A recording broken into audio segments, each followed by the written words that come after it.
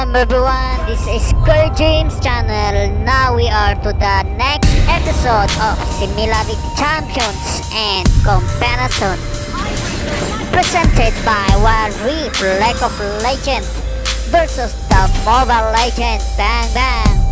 But before that, please like and subscribe to my channel and don't forget to click the bell running up so you will be notified for the next episode video.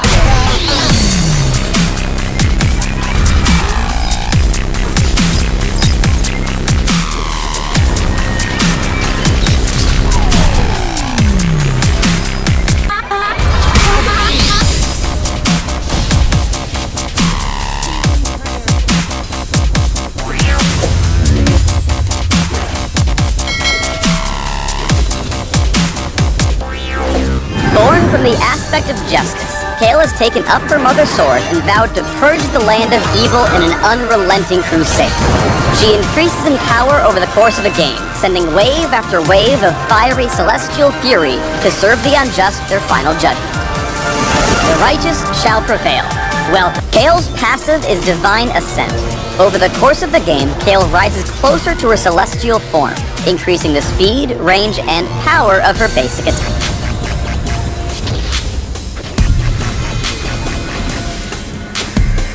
At level 1, Kayle is fueled by Righteous Fury, and her basic attacks increase her attack speed. At max stacks, Kayle becomes Exalted and gains movement speed toward enemies. At level 6, Kayle flies on 2 sets of wings, and when Exalted, her attacks launch flaming waves that deal bonus damage. At level 11, Kayle's helmet comes off and another pair of wings appear, signaling that she now attacks from range. At level 16, Kayle transforms into a true champion of justice, wielding 2 swords, becoming permanently exalted, and dealing true damage with her waves of fire. Kayle's E, Starfire Spellblade, has a passive and active effect. Passively, her basic attacks deal bonus magic damage. When activated, Kayle's next basic attack becomes ranged and deals a portion of the target's missing health as bonus damage. After ascending to level 6, this attack damages enemies next to the target as well. Kayle's Radiant Blast pierces the first enemy hit with light, dealing damage, shredding resistances, and slowing any foe caught in the blast. Celestial Blessing heals Kayle and a target allied champion, infusing them both with a burst of speed. It's a short duration buff, so it's better at quickly maneuvering and dodging enemy attacks rather than long-term chases.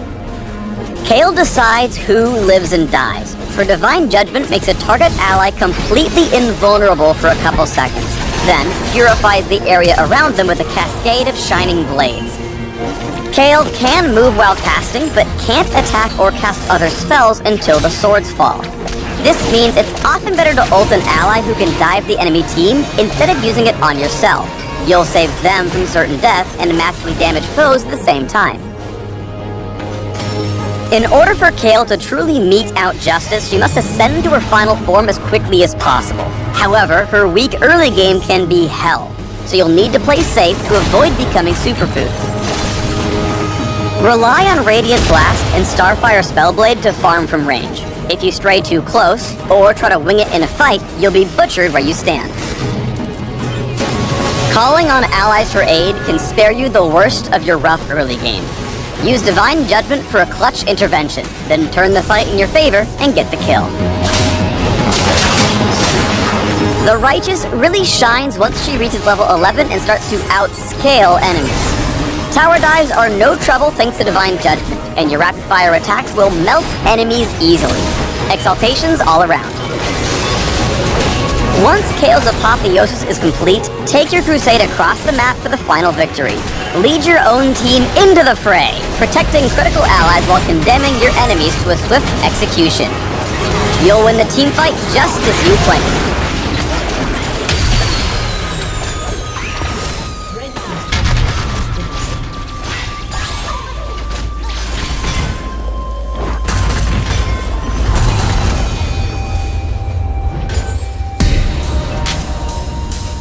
Do have 6 wings as we predicted. If you have a look at Morgana, she also does have 6 wings. A pair on her head, a pair on her butt, and the main pair of wings is actually bound by chains. But that's not all. Not only do we know that Morgana's abilities didn't change at all, Kayle changed slightly, and the majority of their skins were remade from the ground up. For example, this is the new Battleborn Kayle, Silver Kayle, and Unmasked Kayle. But we also got their stories already. Now, when I was reading them, I realized that it is a story structured like the story of Victor and Jace. Both champions have a story seen from their point of view, but only if you combine them will you get the full picture. It is exactly the same with Kayle and Morgana. At first I thought that I would just go through their stories one by one, but then a lot of you wouldn't make all the cool connections. So instead, I decided to combine the two storylines to give you the best description of what actually happened to them. So with that, let's slowly get into the complete story of Kayle and Morgana. Their story begins during the early stages of the Rune Wars, which was a global conflict during which humans figured out how to use the world runes that were scattered across the planet. Unfortunately, the world runes are essentially little keys to the power that created Runeterra, so you can imagine the destruction such power can cause. The Rune Wars spread across both Belran and Shurima, so escaping the conflict was nearly impossible. During these dark times, Mount Targon stood as a beacon of light. Legends say that Targon's chosen heroes can save humanity from certain destruction. So out of desperation, two Targonians, Mihira and Kayle, decided to test their own fate. They decided to climb the mountain to save their tribe. Even when they learned that Mihira was heavy with a child, they pressed on. When they reached the mountain summit, a place where Runeterra touches the stars, it was Mihira who was chosen as a divine vessel for the aspect of justice, wielding a sword that blazed with a fire brighter than the sun. Kayle watched his lover from a distance, with both wonder and fear. After that, the couple returned not only with the salvation they sought, but also with twin daughters, Morgana and Kayle. One as dark and the other was bright. Interestingly enough, this is the first time we have ever heard about an avatar of an aspect having children. Morgana and Kayle were literally born from an aspect vessel. Although Mihira's powers were more than enough to save their tribe, it also had its dark side. The more she attended her duties, the more her human side began to back away. This is something we observed with Pantheon before. She often shoved her two daughters into Kayle's arms before she leapt away into yet another war. This happened night after night, always abandoning her children to answer battle's call. Just like that, Mihira became a fearsome warrior, greater than any mortal. But Kayle began to fear her new divinity, and on top of that, her celestial light attracted dangerous sorcerers. In fact, they were now in more danger than before. Kayle endured this for many months, but as uncertainty gnawed at him, he came to a realization. The war still raged on countless fronts, and his beloved wife was slipping away. He couldn't just sit around Targon, hoping to avoid danger with his two daughters in arms. He had to act now. So he waited for Mihira to leave once more, and then he fled Targon with both of them. He knew about a place where the land itself offered protection against magic. It was across the Conqueror's Sea. There was a settlement in a region that did not have a name yet, but decades later, it would be known as the Kingdom of Demacia. There, in their new homeland, Kayle raised the twins on his own, their characteristics growing different with each passing day. Kayle was precautious, often arguing with the settlement's leaders about their rules. She could do so because she studied the settlement's growing set of laws in her free time. Though she had no real memory of her mother's powers, somehow, as if it was an echo of justice, she knew the laws were meant to keep them all safe. Her father rarely spoke of such things, but Kayle was certain Mihira had saved them by ending the Rune Wars on some distant battlefield. While this sounds like a hint of a future story, right now we don't actually know how the Rune Wars ended. Morgana, on the other hand, was the exact opposite. Instead of strictly following the laws, she would rather spend her time talking to people and meeting all the new refugees. During those times, the Petrified Forest became a well-known hideout, so people from all across the globe fled here to save their lives. This became a problem since the new settlement was now accepting everyone, no matter their gender, race, or species. So naturally, there was a certain distrust among all people, and eventually mages and untrusted individuals were cast out, because they could bring dangers to the others inside. This was the very first spark of the typical Demacian racism. Morgana tried to fight it back, and she often ventured outside their borders to bring the outcast mages at least some comfort. At home, Morgana felt her father's heartbreak at leaving Mihira behind, and she grew bitter at her mother for causing such pain. Morgana also feared that Kayle might carry some remnant of the Aspect's power. Her dedication to law and justice was a strong hint after all, but unfortunately, this fear was later confirmed. A blade breath in shadow and starfire fell from the heavens. It pierced the ground and split in two. Kayle wept when he recognized the blade. It belonged to Mihira, and his weeping didn't stop when he realized what was about to happen.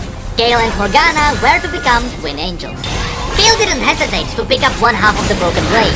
As she did so, feathered wings sprung from her shoulders. In that moment, Kayle felt more connected to her mother than ever. She was certain this was a sign that she was alive, and she wanted her daughters to follow the same path as her. Morgana cautiously picked up the other half of the blade and joined Kayle in her ascension. But while Kayle embraced the new calling, Morgana resented her gift. Her powers didn't exactly match her ideals. She wanted to protect people against pain, not to dish it out. But that ideal changed when their settlement was raided. Kayle found himself surrounded as the fighting spread. In that moment, Morgana rushed to shield him, burning the attackers to ash. Just like that, the twin angels saved countless lives, and the kingdom shaped in their image. Morgana and Kayle became known as the winged protectors of Demacia.